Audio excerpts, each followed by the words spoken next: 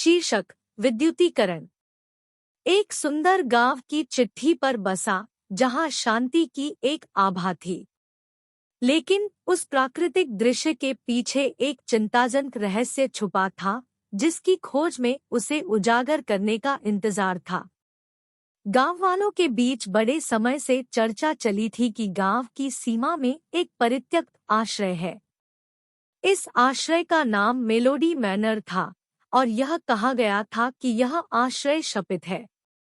King के शब्दों में आज कहानी यह है कि दशकों पहले एक प्रतिभाशाली पियानिस्ट अपनी पत्नी इजाबेला के साथ वहां रहता था। पियानिस्ट अलेक्जेंडर अपनी भविष्यवाणियों के लिए प्रसिद्ध था, लेकिन दुर्भाग्य से इजाबेला अदृश्य रूप से गायब हो गई, जिससे अलेक्जेंडर विचलित और मानसिक रूप से दुर्बल हो गए।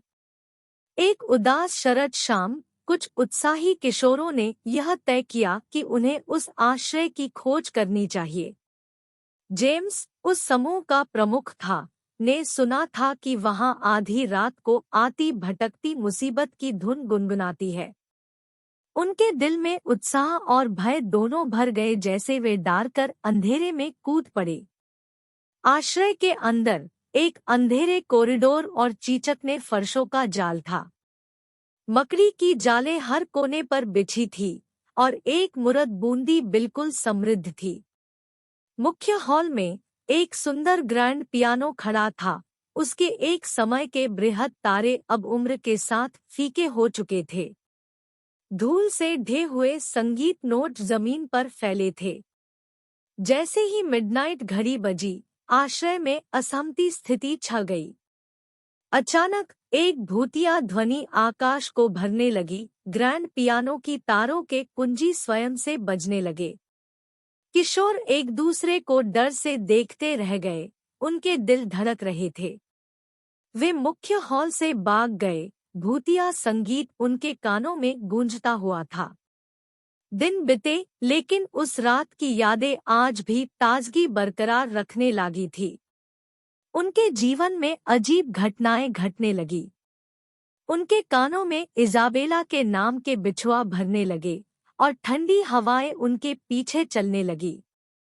अनपेक्षित छायाएं दीवारों पर नृत्य करने लगी और वस्त्र ऐसे मोड़ लेते थे जैसे अदृश्य हाथों द्वारा नेतृत्वित हो रहे हों। उत्तराधिकारी के साथ उत्तर प्राप्त करने के लिए किशोरों ने एक पुराने इतिहासकार मिस्टर बार्न्स की ओर मुड़ दिया, जिन्होंने मेलोडी मैनर का इतिहास अध्ययन करने में वर्षों बिताए थे। उन्होंने एक चौंकाने वाली सच्चाई बताई। अलेक्जेंडर ने अपनी धुनिका को इजाबेला की स्तुति के रूप में संगीत रचा था, जो उनकी म्यूज थी। हालांकि इजाबेला ने उनकी अंधेरी सच्चाई की खोज की। उन्होंने अपने संगीतीय प्रतिभा को मजबूत करने के लिए काली शक्तियों से समझौता किया था। रुग्णांगोचरता के दौरान अलेक्जेंडर ने उसकी जान ली और उसकी आत्मा को आश्रय में बंद कर दिया। इजाबेला की तंग आत्मा को मुक्ति दिलाने के लिए किशोरों ने एक योजना बनाई। मासूम दीपकों के साथ वे एक बिना चांद की रात को आश्रय में लौटे। मुख्य हॉल में उन्होंने दीपकों को जलाया और उन्हें ग्रैंड पियानो के चारों ओर व्यवस्थित किया। धड़कने से तालमेल के साथ उन्होंने उस भूतिया ध्वनि का नामकरण किया जिसने कभी गांव के दिलों को मोहित किया था।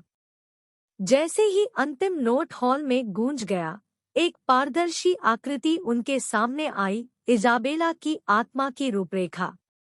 उसकी आंखों में दोहक और विचलन थे। बच्चों की आंखों में आंसू आए। इजाबेला की आत्मा ने आभारिता की बात कही। एक अंतिम करुणास्पद तार के साथ आश्रय उजागर हो गया और इजाबेला की आत्मा अपने अनंत पीड़ा से मुक्त हो गई। मेलोडी मैनर की शपथ तोड़ दी गई थी और गांव ने उसके डरावने ग्रिप से मुक्त हो गया था।